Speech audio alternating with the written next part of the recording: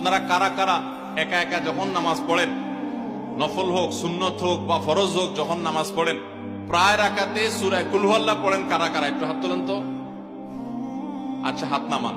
খুশি হয়ে হাত তুলছেন, মনে করছেন প্রশংসা পাবেন। প্রশংসা না, বরং একটা বদনাম পাওয়ার ভয় আছে। সূরা ইখলাস, এটাকে আমরা সাধারণত কুল হুয়াল্লাহ সূরা বলি, তাই না?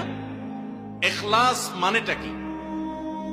আমরা যেহেতু এই সূরাগুলো নামাজের মধ্যে সবচেয়ে বেশি পাঠ করি, ঠিক না বেঠিক?